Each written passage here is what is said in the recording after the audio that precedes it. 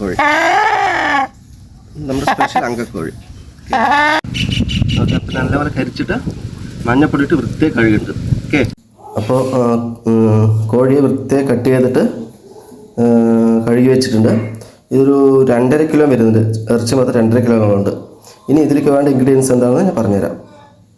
ഇതിലേക്ക് വേണ്ട ഇൻഗ്രീഡിയൻസ് എന്താ വെച്ചാൽ വറ്റൽ മുളക്, മല്ലി, പെരിഞ്ചീരകം കുഞ്ഞ്, 2 ഏലക്ക, ഗ്രാമ്പു, പട്ട, നെക്സ്റ്റ് കുരുമുളക്, നല്ല എരിവുള്ള കുരുമുളകാണ്, പിന്നെ ജീരകം.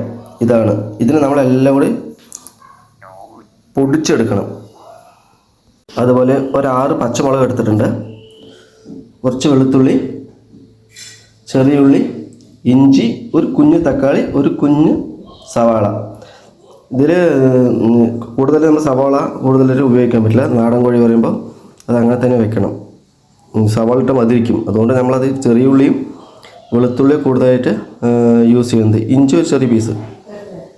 ഇതിലേക്ക് ഈ പൊടികളെല്ലാം പൊടിച്ചെടുത്തത് മിക്സ് ചെയ്യുമ്പോൾ ആദ്യം കുറച്ച് മഞ്ഞൾപ്പൊടി ഇട്ടു.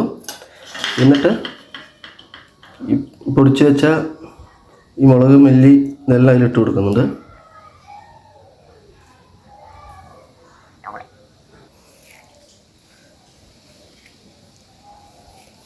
ആവശ്യത്തിന് കല്ലുപ്പ് കൂടി ഇട്ടിട്ട് ഇത് നല്ലപോലെ മിക്സ് ചെയ്ത് കൊടുക്കണം.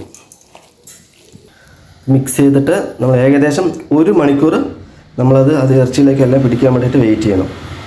പാത്രം അടുപ്പത്ത് വെച്ച് അതിൽ വെളിച്ചെണ്ണ ഒഴിച്ചു കൊടുത്തിട്ടുണ്ട്. അത് നന്നായി ചൂടായി വരട്ടെ. അപ്പോൾ വെളിച്ചെണ്ണ ചൂടായി വന്നിട്ടുണ്ട്. ഇതിലേക്ക് സവാള ഇട്ട് കൊടുക്കുക.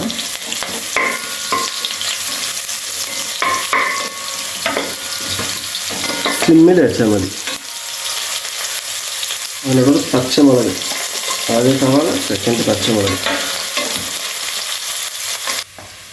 അതിനുശേഷം ഏകദേശം വാടി വന്നിട്ടുണ്ട്. ആ സമയത്ത് ചെറിയ ഉള്ളി ഇട്ട് കൊടുക്കുക. ചെറിയ ഉള്ളി ഇട്ട ശേഷം ഒരു മിനിറ്റ് നമ്മൾ ഇതിനെ ഇളക്കിക്കൊണ്ടിരിക്കുക. ചതച്ചതാണ്, നല്ല പേസ്റ്റ് ആക്കാൻ പറ്റില്ല. ചതച്ച വെളുത്തുള്ളി ഇട്ടുണ്ട്. നന്നായി ഇളക്കി കൊടുക്കുക. നല്ലപോലെ. ഇനി അതിലേക്ക് ഇഞ്ചി ഇട്ട് നന്നായി വഴറ്റിയെടുക്കണം. ഇത്രത്തോളം വഴറ്റണോ അത് ടേസ്റ്റ് കൂടിക്കൊണ്ടിരിക്കും. ഇതിലേക്ക് ഇനി ഒരു കുഞ്ഞ് തക്കാളി ഇടുക. നല്ലപോലെ ഇളക്കി കൊടുക്കുക.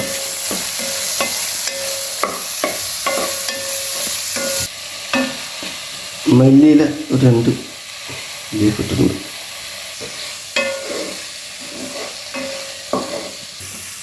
അപ്പോൾ അതായി വന്നിട്ടുണ്ട്. അതിലേക്ക് നമ്മൾ നേരത്തെ മിക്സ് ചെയ്ത് വെച്ച ചിക്കൻ 1 മണിക്കൂറായി മിക്സ് ചെയ്ത് വെച്ചിട്ട് അത് അതിലേക്ക് ഇട്ടിട്ട് നല്ലപോലെ ഇളക്കി കൊടുക്കുക. ക്വാണ്ടിറ്റി ഇത്തിരി കൂടുതലാണ്, വലിയ കോഴി ഇടുന്നില്ലേ, അതുകൊണ്ടാണ്. നല്ലപോലെ ഇളക്കി കൊടുത്തിട്ടുണ്ട്. നല്ല കളറായിട്ടുണ്ട്. ഇത് ഒരു മിനിറ്റ് നമ്മളതിനൊന്ന് മൂടി വയ്ക്കാം. 1 മിനിറ്റ് മൂടി വയ്ക്കാം. അപ്പോൾ 1 മിനിറ്റ് കഴിഞ്ഞിട്ട് ഇങ്ങോട്ട് തുറന്നിട്ട് ഇതിലേക്ക് ഞാൻ ചെയ്യാൻ പോകുന്നതിന് നാടൻ കോഴി കൊണ്ട് വേവാൻ കുറേ ടൈം എടുക്കും. കുക്കറിലിട്ട് വേവിച്ചാൽ ടേസ്റ്റ് ഇല്ല. അതുകൊണ്ട് ഇതിലേക്ക് തിളപ്പിച്ച വെള്ളം ഒഴിച്ചു കൊടുക്കുന്നുണ്ട്.